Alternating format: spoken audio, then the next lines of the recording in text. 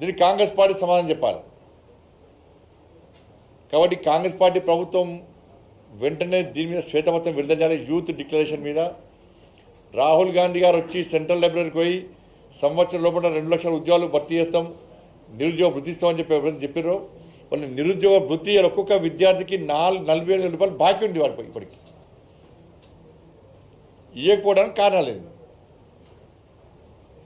కాబట్టి ఈ విషయంలో తప్పకుండా మేము కాంగ్రెస్ పార్టీ మీద ఆందోళన ప్రారంభిస్తాం. ఎందుకంటే ఇలా చదువుకుందాండి కనీసం ఇప్పుడు వాళ్ళ కొత్త ఇబ్బందులు స్టార్ట్ అయినాయి. ఫీజు రియంబర్స్మెంట్ 7,000 కోట్ల రూపాయలు బకాయిలు నెయ్యాలి. అవి కూడా ఇన్స్టాల్మెంట్లకే ఇస్తా అంటున్నారు రాష్ట్ర ముఖ్యమంత్రి. వాళ్ళు ఏమో లోన్లు ఇవ్వాలి వాళ్ళకు. వాళ్ళు ప్రభుత్వాలను నమ్మి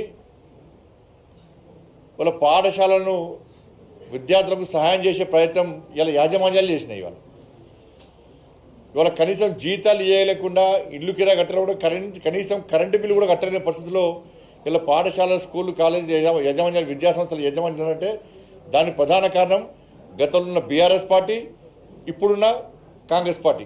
ఇదే కాంగ్రెస్ పార్టీ ఎన్నికల ముందు హామీ ఇచ్చేది, ఫీజు రియంబర్స్మెంట్ విషయంలో బీఆర్ఎస్ పార్టీ విమర్శించేది. అలా అధికారంలోకి వచ్చినా మాత్రం ఇలా ఇన్స్టాల్మెంట్లకు ఇస్తామని చెప్పి అలా తప్పించుకునే ప్రయత్నం కాంగ్రెస్ పార్టీ చేస్తున్నది. వాళ్ళ యాజమాన్యాలు నష్టపోయి ఇలా విద్యార్థులకు ఫీజు అడిగితే ఇలా విద్యార్థులు కట్టలేని పరిస్థితి. వాళ్ళ సర్టిఫికేట్స్ అన్ని కూడా యాజమాన్యాల దగ్గర ఉన్నాయి, కట్టలేని పరిస్థితి. ఉన్న చదువు కూడా పైకి పోయలేని పరిస్థితి. ఉద్యోగాలు వస్తే కూడా సర్టిఫికేట్ తీయాలా సబ్మిట్ చేయలేని పరిస్థితి వాళ్ళ. కాబట్టి ప్రభుత్వము యాజమాన్యాల మధ్యలో ఇలా విద్యార్థులు నలిగిపోతున్నారు. రాజకీయ పార్టీల మధ్యలో ఇలా యాజమాన్యాలు నలిగిపోతున్నాయి వాళ్ళ. మరి రాష్ట్ర ప్రభుత్వం డిమాండ్ చేస్తున్నాం, సంక్రాంతి లోపట మీరు ఫీజు రియంబర్స్మెంట్ బకాయిలు చెల్లించకుంటే 7,000 కోట్ల రూపాయలు చెల్లించకుంటే ఇలా యాజమాన్యాలతోని విద్యార్థులతో కలిసి భారతీయ జనతా పార్టీ పెద్ద ఎత్తున ఉద్యమం చేపట్టడానికి సిద్ధంగా ఉంది. మొన్ననే కిషన్ రెడ్డి గారి నేతృత్వంలో సమావేశం నిర్వహించినాం. ఆ సమావేశంలో ఫీజు రియంబర్స్మెంట్ విషయంలో కానీ అనేక అంశాల చర్చ జరిగింది.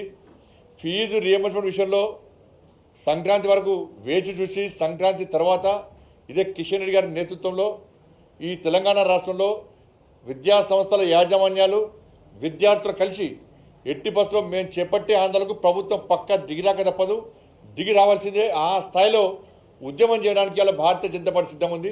వెంటనే ఫీజు రియంబర్స్మెంట్ బకాయిలు చెల్లించాల్సిందిగా భారతీయ జనతా పార్టీ డిమాండ్ చేస్తూ ఉన్నది.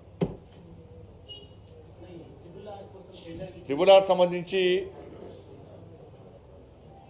ఇలా ప్రియతమ నేత నరేంద్ర మోడీ గారికి తెలంగాణ రాష్ట్ర ప్రజల తరఫున హృదయపూర్వక అభినందన తెలియజేస్తున్నాం. ఇవాళ ట్రిబుల్ ఆర్ విషయంలో 18,000 కోట్ల ప్రాజెక్టులకు పూర్తి కేంద్ర ప్రభుత్వ నిధులు, దానికి 7,000 కోట్ల రూపాయల నిధులతో ఇవాళ టెండర్ ప్రాసెస్ స్టార్ట్ అయింది. ఒక మంచి వ్యవస్థ ఇవాళ మనం ఏర్పాటు చేసుకోబోతున్నాం. ఇది పూర్తిగా కేంద్ర ప్రభుత్వం యొక్క సహకారంతో నిర్వహిస్తున్నటువంటి ట్రిబుల్ ఆర్. ఇది మళ్ళా దాగుడు ముద్దలని ఏదో దీన్ని వేరే రకంగా చేసే ప్రయత్నం చేసి పూర్తిగా కేంద్ర ప్రభుత్వం నరేంద్ర మోడీ గారి ప్రభుత్వం ఇస్తున్నటువంటి తెలంగాణ రాష్ట్ర ప్రజలకు ఇస్తున్నటువంటి కానుక, సంక్రాంతి కానుక. కానీ దీనికి సంబంధించి భారతీయ జనతా పార్టీ సంబంధించినటువంటి ఎంపీలు కానీ ఎమ్మెల్యేస్ కానీ ఇతర నాయకులందరూ కూడా కేంద్ర ప్రభుత్వానికి విన్నవించడం, సరే అనేక పార్టీలు విన్నవించవచ్చు, కానీ ఈ మధ్య ఒత్తిడి తీసుకురావడం, దానికి స్పందించిన కేంద్ర ప్రభుత్వం వెంటనే ఈ ప్రాసెస్ ఆడడం చాలా సంతోషంగా. ఇదే కాంగ్రెస్ పార్టీ అంటేనే మోసం, అబద్ధాలు. నిన్న కాక మొన్న మరణించిన మన్మోహన్ సింగ్ గారిని అడుగడుగున అవమానపరిచింది కాంగ్రెస్ పార్టీ, అడుగడుగున అవమానపరిచింది. తెలంగాణ రాష్ట్రం ఏర్పాటు సందర్భంలో పార్లమెంట్లో ప్రవేశపెట్టిన బిల్లు సందర్భంలో దేశ ప్రధానిగా ఉన్నటువంటి వ్యక్తి మన్మోహన్ సింగ్ గారు. ఇలా సూపర్ పిఎం అంటారు కదా, ఎవరు? సోనియా గాంధీ గారి పేరు చెప్తున్నారు తప్ప మన్మోహన్ సింగ్ గారి పేరు ఇంతవరకు కాంగ్రెస్ పార్టీ చెప్తలేదు.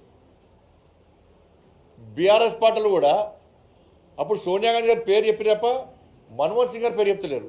ప్రధానమంత్రిగా ఉన్న వ్యక్తి ప్రాధాన్యత ప్రముఖమైన వ్యక్తి ఉంటారా, ఆయన ప్రాధాన్యం ఇస్తారా? లేదు, ఎలాంటి ప్రాధాన్యత లేని సోనియా గాంధీ గారికి ప్రాముఖ్యత ఇస్తారా, ప్రాధాన్యత ఇస్తారా? అర్థం చేసుకోవాలి మనం.